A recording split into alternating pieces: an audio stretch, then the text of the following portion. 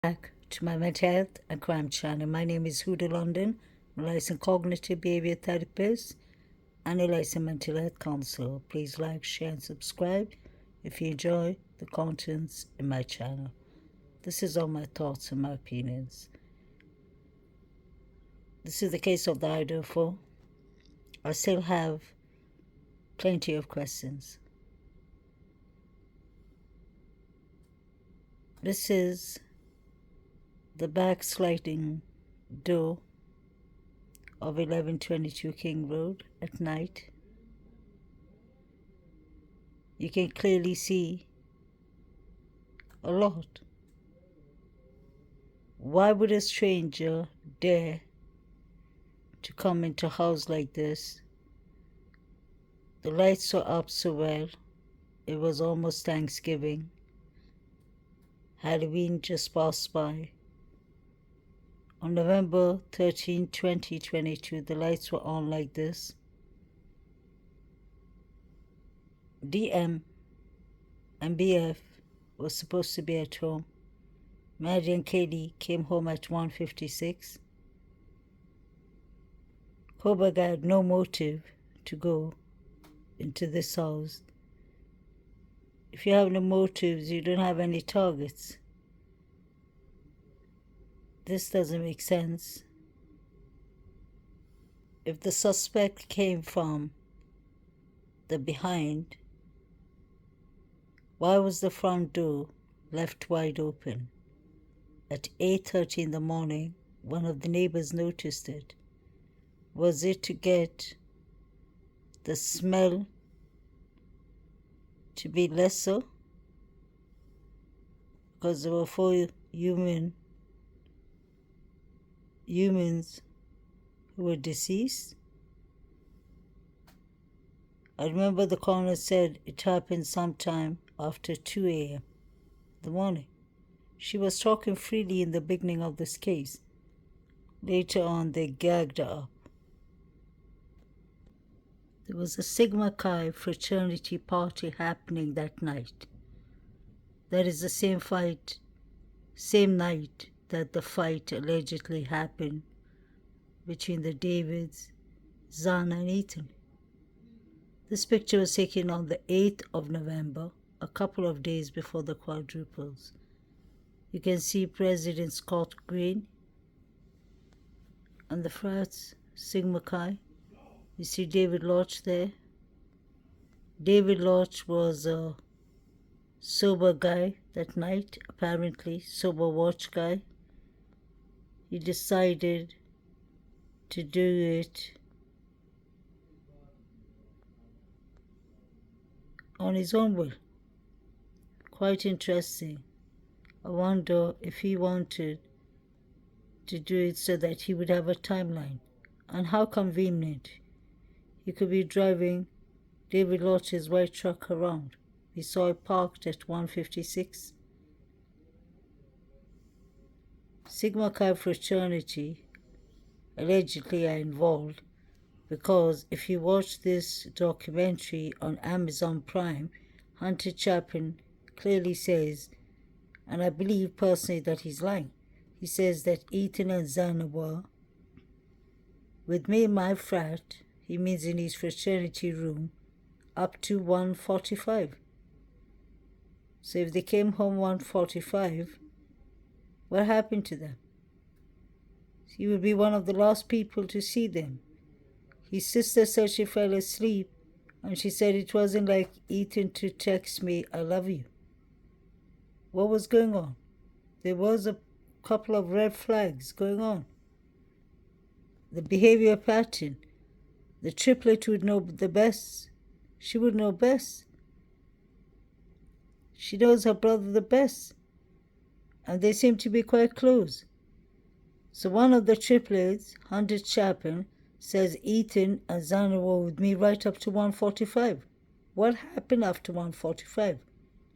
We have David Barachua. David B.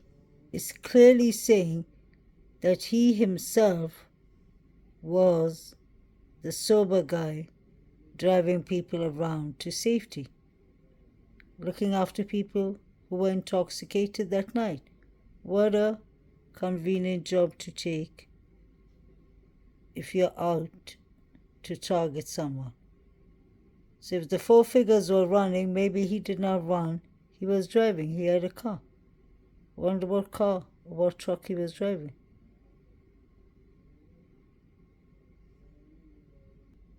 David B. is saying he was being attacked on social media and everywhere. People were saying that he and David Lott, obviously, and they did the crimes. He doesn't mention David Lott, but obviously that was the word going around about the 4chan. Conveniently enough, he was the sober guy. So he was driving people around. He said that he met XANA. He did not say where. He said we spoke a bit and she said we should chill. And I said, yes, how come we haven't done that before? We should.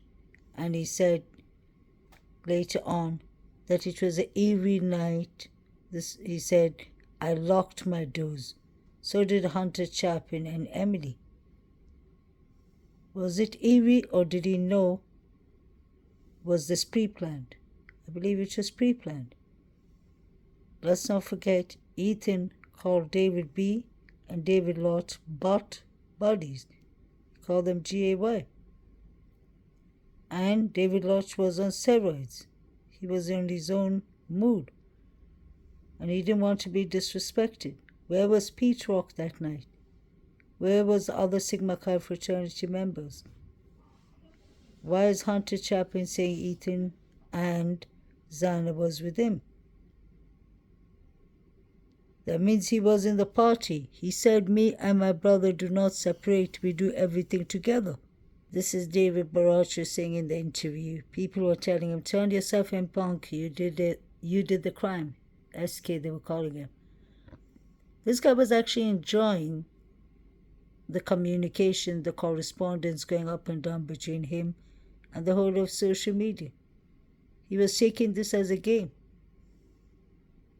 And he was one of the last people to see XANA. He admitted himself. I wonder if the police and the FBI have taken proper interviews of them. David B. was saying people was attacking him on social media and everywhere. And this was going on for a while.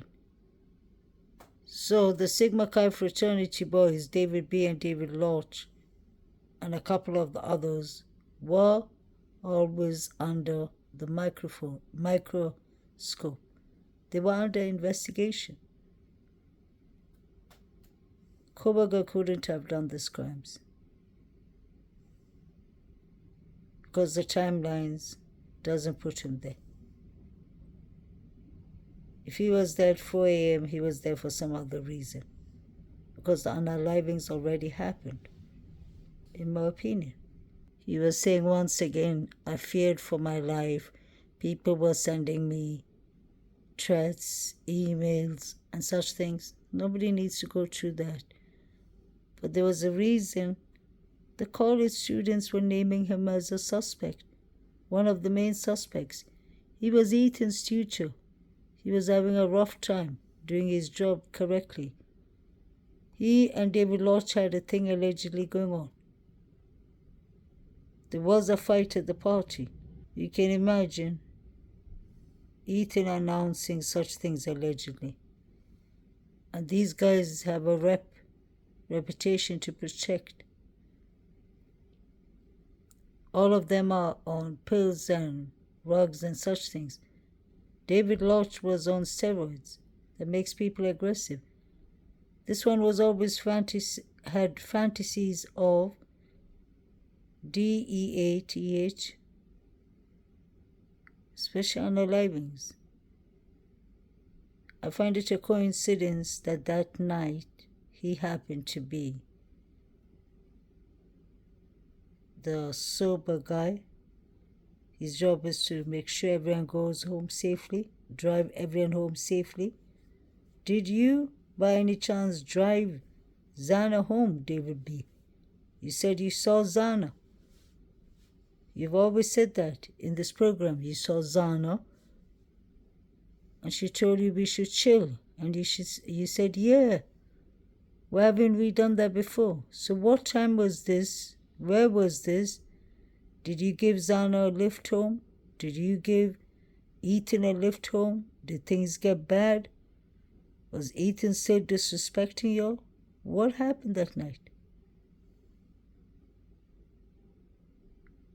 Was the Sigma Chi fraternity and Alpha Kappa Lambda boys involved? What was going on? Who were your targets? Was 4chan right? He said before in one of his articles, or not articles, on one of his posts on Facebook, he was arguing with someone which was on social media. And the person mentioned 4chan. He said not everything of 4chan is true. So I wonder what part is true. So if there's some things that are untrue, which parts are true? Were the targets right? Ethan, XANA, and Mary? Katie was just there at the wrong time, wrong place at the wrong time. You said that yourselves. 4chan snitched on you. You did it in 90 minutes, from 2:53 up to the figures running at 3:12. That's the 90-minute theory. I call it the 90-minute theory. You were running in that 90-minute, which is Sigma Chi fraternity boys running, so you would have known because you were working as the sober guy. I find that to be very interesting. And you put yourself up now into this whole investigation because everyone can see what you said. You said you saw XANA that night. You spoke to XANA. So you're one of the last witnesses to see XANA alive. Where was Ethan when you saw XANA? Where was Ethan is my question. Did you go after them after the fight? Did it get nasty? Did it get bitter? Was Ethan and XANA chilling at home? And probably they got attacked by the Alpha Kappa Lambda boys. Are they possibly working with y'all? I could imagine y'all all have different separate motives and beef. But what happened that night? Did your friend, your boyfriend, David Lord, take you too far? Were the frats watching? Which of the surviving roommate do you know? Is it Bethany Funk or was it DM? Why didn't you allegedly, if you all did this crimes, why didn't you all unalive DM and BF? There's 3 unidentified male DNAs. Did they take any male DNAs? Any samples? Did they check y'all? Did they check the other fraternities? The Sigma Chi fraternity boys? Your fraternity boys? Did they check the Alpha Kappa Lambda, the Banfield boys, because they were out that night, and Saeed? Who did they check? Who didn't they check? Where were the Jacks? Where was David Lodge, David B? Did you all answer all those questions to the police? Allegedly, you all don't have cameras. Red flag number 1, around such a big property called Sigma Chi fraternity. Number 2, there is a big red flag is the figures running. Where did they come from? Is that why you'll change the timeline? The timeline made more sense between 3 to 4, like the police said. It was them who came out with the timeline. Did y'all give BK up because he was weird? What was going on? The Sigma Chi fraternity boys asked me how to get away with unaliving people. That is what Dave said. Do you remember? Not this Dave. Dave, it could have been him. The Dave that called in T-Rev said that the Sigma Chi fraternity boys asked him how to get away with unalivings. Quite interesting. And then later on, T-Ray was very blunt and direct towards him. So the person started chickening out. He said it was Sigma Chi boys from Utah, but it wasn't. It was one of these guys playing a prank. He looked like he was enjoying, I hate to say, taking kind of credit and playing games with people after the unalivings. He had fantasies of unalivings, so there was something clearly wrong with him. They all needed to be mentally evaluated, honestly. It wasn't only BK. All these students was on Yik Yak app. It's an app that these college students have. It's a college student app. They were sending pictures that night. Ethan and Xana and Kaylee and Maddie, his phones were quiet. It was only Bethany Funk and Dylan who were on social media that night. This guy was on social media a lot. He had weird, sick pictures on his TikTok. And he was just talking about his TikTok account. He was saying people are harassing him because the pictures were so disturbing. I can't even play his interview because it's from the Amazon and they gave me a copyright strike. So I don't even understand why it's worth paying for it if you can't play it. But what I'm trying to say with this young man is don't let looks deceive you. David B. is really taking the mick. He has the audacity to come even in this interview and pretend like nothing happened. I want to know when he met Xana, what they spoke about, what time it was. I want to know where all the other fraternity boys were, especially the Sigma Chi fraternity. Who took out the cameras from there?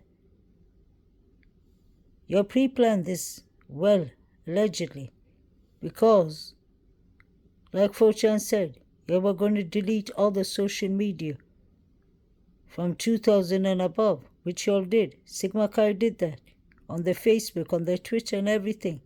What were you all hiding? You said you were going to do it within 19 minutes. No phones shaking. That's what you all said. No GUN. Too loud. 2:53. It's quite strange. That's the last call Maddie calls Jack D. Was Jack D with y'all? And then from 2:53 right up to 3:12 is 19 minutes when the figures are running. David B. David B. and David L. and Pete Rock, and many of the guys in the Sigma fraternity, and the Alpha Kappa Lambda boys in Banfield and Said, and the Jacks, Adam. There's one thing interesting. Allegedly, the book says, the American, what was it called? American Psychopath, was it? The book that was written that came out recently by the two authors, the female and male, interestingly enough spoke about Adam Lauder, Eva Wood, and another mate of Adam Lauder.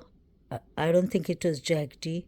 It could be Jack D, someone in the house that he shared a house or rooms with, were all subpoenaed to testify by Ann Taylor for the grand jury, but then later on she dropped it. She even subpoenaed Enan Hush, if you remember. There was three unidentified male DNAs, so she was subpoenaing people. Adam Lauder, somebody else who lives with him, that's Sue, Everwood, the girl who lives next door, opposite them, 3, and a couple of other people, the surviving roommates, were all subpoenaed. Jody was subpoenaed to testify. Jody says that she and Emily found, and Maisie found, Showalter to be a red flag. They were very suspicious of him, and Emily said that she called the police and she told them about what she knew about Jack Showalter. Isn't that interesting? So Showalter was sus for Emily and for Maisie, Ethan's sister. And I find it interesting that Hunter Chapin said that they chilled with him last. Let me know what y'all think about this. Please like, share, and subscribe.